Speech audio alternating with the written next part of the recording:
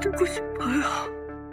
The woman regained her sight through a dark ritual, and even ran to the church, telling the believers that this was a miracle from God. But what she never expected was that this very act would drag her entire family into a vicious curse. Late that night, Jang-hoon's father accidentally hit an elderly man while driving out. Just as he was about to call the police, a large hand suddenly clamped tightly onto his pant leg. As a seasoned doctor, Jang-hoon's father decided to take the old man home and give him emergency treatment, but he had no idea that this decision would bring endless nightmares upon his family. Fortunately, the rescue came in time, and the old man was temporarily out of danger. But the doctor made it clear that the cancer cells had already spread throughout his entire body, and no hospital was willing to admit him. Jang-hoon's father then went to the police station to check the surveillance footage, only to discover that the old man had deliberately thrown himself toward his car that night. The old man's fingerprints were severely damaged,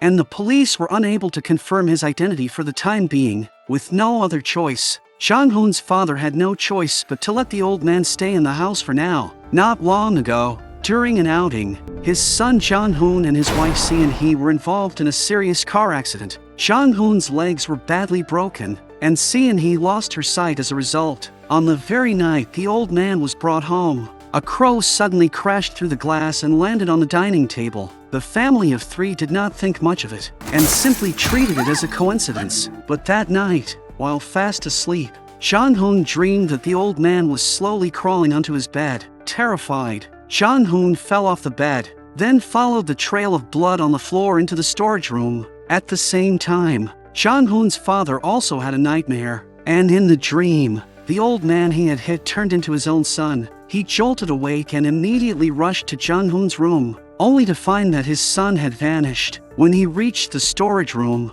the door was tightly locked, and inside, blood was pouring non-stop from Jang-hoon's legs. The moment the mysterious old man grabbed Jang-hoon's thighs with both hands, Jang-hoon's eyes rolled back and his entire body began to convulse violently.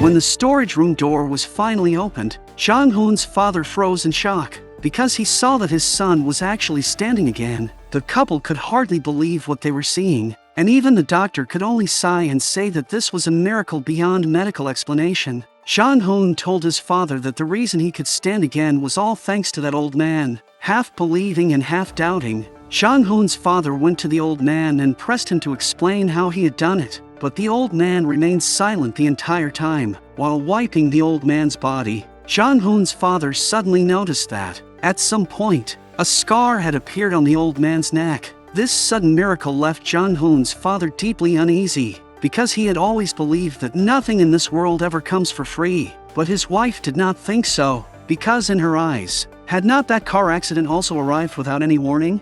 After hearing his wife's words, Jang-hoon's father stopped thinking too much about it, because his son had already returned to normal, and he temporarily pushed the matter aside. After returning to school, Jang-hoon's classmates were stunned to see that his legs had completely recovered. During class, the homeroom teacher suddenly mentioned that a student named Min-jae was absent today. In order to find the old man's family as soon as possible, Jang-hoon's father put up missing person notices all around the nearby area. But when one villager saw the notice, a look of fear immediately appeared on his face, and he said that the place where the old man had the accident was right at the foot of Obok Mountain. There was nothing especially unusual about Obok Mountain itself, but the atmosphere there was strangely eerie, and some people even called it the Village of Miracles, with rumors saying that many people had died in that area. Not long after, a neighbor accidentally saw Jang-hoon standing up and walking again, then told the pastor about it. After hearing the news,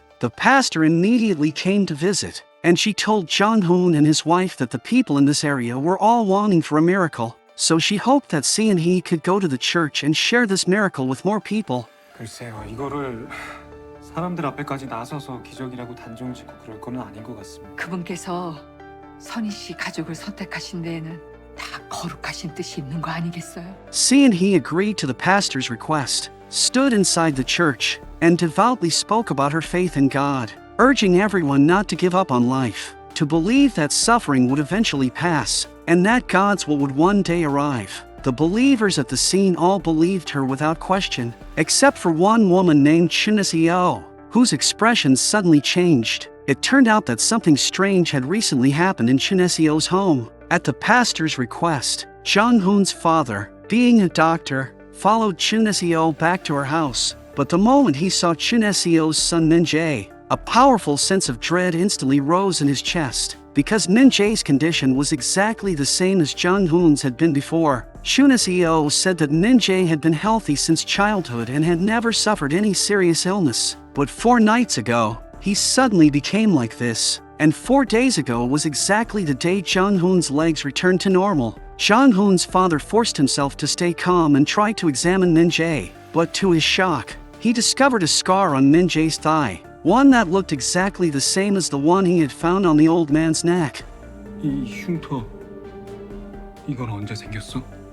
이것도 그때쯤인 것 같아. 악몽을 꾸다 깨보니까 그냥 움직여지질 않았어요. 부분마취 한 것처럼 몸에 힘이 안 들어가고 그때 생긴 것 같은데. He immediately rushed home and checked his son's thigh at once, only to find that Jong-hoon also had an identical scar on his body. Jong-hoon's father could no longer stay calm, and he rushed to the old man, demanding to know what he had done to Jong-hoon. But the old man still said nothing, and only stared at him with a chilling gaze. Jong-hoon's father began searching online for information about this kind of scar, and what he found made his blood run cold. He discovered multiple fire-related death cases, and every single victim had the same scar on their body. The next day, a man with the same scar on the back of his hand took down the missing person notice. This man's daughter had once been just like Jong-hoon, unable to feel her legs. But later, with the old man's help, the girl was able to stand again. But after they left the village, her legs lost all feeling again. And to this day, she still cannot walk. And this time, he returned to the village for only one reason, to take that old man away. That day, the pastor came to See-in-hee on her own and asked her to visit Chuneseo and pass God's teachings onto her. Chuneseo's life had been unbearably tragic, and 3 years earlier, her husband had died. But before that, he had abused her for years. And even after his death, the people around her still suspected that Chuneseo had killed him herself. Now that something had happened to Min-jae, the gossip and judgment from the neighbors once again fell on this mother and son. All these years, See-in-hee had been the only person who always took the initiative to care for and comfort Chuneseo. To show her gratitude, Chuneseo especially gave See-in-hee a string of beads, and right at that moment, See-in-hee made a request that seemed harmless. She wanted to touch Chuneseo's eyes. At the same time, Jong-hoon's father was watching Jong-hoon play basketball by the court, when the monitoring app on his phone suddenly sent an alert. There was movement inside the storage room. By the time he rushed home in panic, that man was already preparing to leave with the old man. 기적이 믿을 건 줄 알아? In order to keep the old man there, the two of them got into a fight on the spot, but Jong-hoon's father quickly fell behind. Ever since learning that the old man possessed a special power, Jong-hoon's father had no intention of letting him leave again, and had even torn down every missing person notice in advance. Just as the old man was about to be taken away, Jong-hoon suddenly attacked from behind and knocked the intruder unconscious. His thinking was exactly the same as his father's. They could never let this old man, the one who could bring miracles, leave their home. Before long, the police received a report and began searching everywhere for the missing man who had been knocked unconscious. When questioned by the police, Jong-hoon's father lied and claimed that he had never seen this person before, but in private, he admitted to See-in-hee that he had seen the man, and had deliberately hidden the truth. See-in-hee wanted to call the police and explain everything clearly, but Jong-hoon's father firmly stopped her. He reminded his wife that they absolutely could not let anyone know that the old man was hiding in their house. 뭐 있구나. 아빠 말이 맞아. 괜히 사람들이 지를 맘대로 떠들고 그러면 할아버지만 더 불편해질 거야. That night, he had a strange dream, and in the dream, the old man suddenly lunged at him. When he woke up the next morning, he was horrified to find that both of his hands had turned into the old man's. Fortunately, it was only a hallucination, but what he did not know was that the scene from his dream was slowly becoming reality. Jong-hoon's father suggested that the whole family should move away from this place, but Jong-hoon strongly objected, and Seon-hee's attitude was unusually firm as well. She insisted on staying, because in her eyes, this was the only place that could bring miracles to people. At that moment, Jong-hoon's father suddenly understood something, and asked his wife whether she had already learned the truth, and whether, like Jong-hoon, she was also hoping for a miracle to happen to her own body. 나는 바라면 안 돼? 준서 씨네 아들 종훈이 다시 걷던 날 그렇게 된 거야. 종훈이가 민재 다리 뺏은 거라고. 애 아빠란 사람이 어떻게 그렇게 말을 할 수가 있어?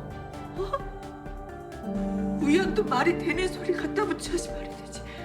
Seon-hee slowly walked up to the old man, lifted his hands, and pressed them against her own eyes. In the next second, the bracelet Chun-seo had given her scattered all over the floor, and at that moment, the disaster was transferred. Very soon, the pastor arrived at Seon-hee's house with a group of believers, shouting excitedly and demanding that she go to the church and spread word of the miracle. Jong-hoon's father tried desperately to stop them, but Seon-hee was unusually calm, and said that she was willing to go with them. Inside the church, Seon-hee delivered an emotional speech and devoutly praised the greatness of God. Before her words had even finished, a sharp pain suddenly shot through her eyes, and in the next instant, light returned to her world. Yet at that exact same moment, a huge amount of blood burst from Min-jae's eyes, and Seon-hee's blindness was completely transferred onto him. Everyone in the church witnessed this scene with their own eyes, and completely lost control. In their eyes, Seon-hee now looked like a divine figure who had descended into the world. But the joy Seon-hee felt after seeing again did not affect Jong-hoon's father at all. From the hospital room next door came Chun-seo's broken scream,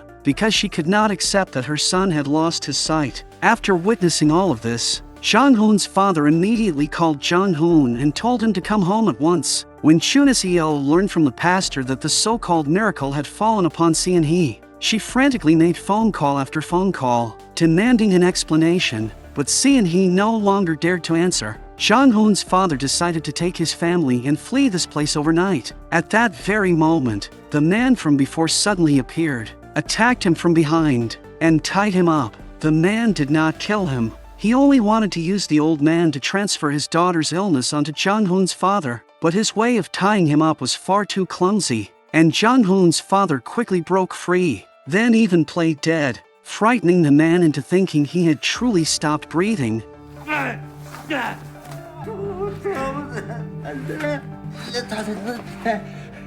Just as he was about to leave, Jong-hoon's father noticed that the girl lying motionless on the bed had the same familiar scar on her neck. In the man's diary, Jong-hoon's father saw a great deal of information about that old man, and when he heard from the man that this was a curse, Jong-hoon's father immediately asked whether there was any way to stop it. But the man replied, "Why stop it? Who would not want a miracle?" After leaving the man's house, Jong-hoon's father immediately took his wife and child and drove away from Obok village. But just as the car was about to leave the village, a tearing pain suddenly shot through Jong-hoon's legs, and blood began pouring from Seon-hee's eyes once again.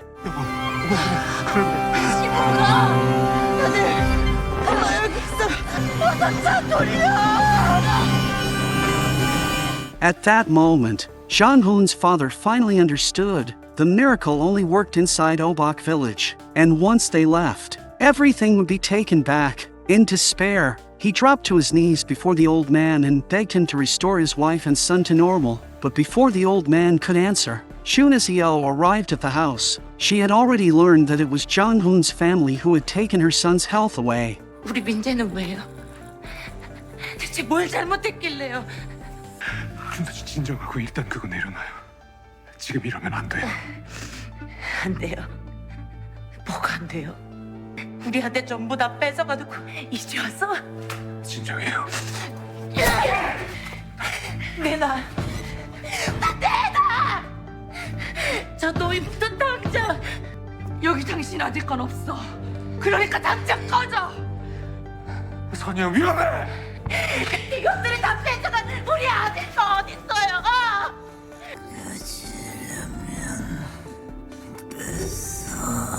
Shunasio grabbed a sickle and charged at them like a madwoman. Only at this moment did Seon-hee stop pretending. While Shunasio was struggling with her husband, Seon-hee launched a surprise attack from behind.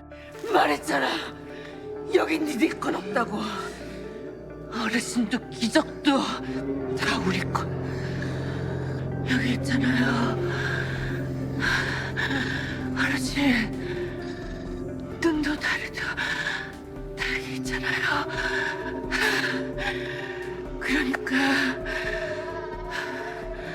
그러니까 다시 돌아가게. Seon-hee had her throat slashed by Shunasio, and before dying, she told her husband that she had actually been pretending not to know all along, because she too wanted a miracle to happen to her own body. Seon-hee stopped breathing, but Shunasio turned around and asked the old man what she should do next. Jang-hoon's father was consumed with rage and wanted to kill Shunasio to avenge his wife. But then he heard a burst of eerie laughter coming from the old man. At that moment, he finally realized that everyone had fallen into this trap from the very beginning, but by then, it was already too late. He let Shunasio go, placed his wife's body outside the door, then walked back to the old man and made his final choice, to trade his own life for Seon-hee's return. The moment Jang-hoon's father took his own life, the old man suddenly lunged at him, just like in the dream. 서로를 바친 자만이 기적을 행하리라. 나의 저주를 대신할 구원자여.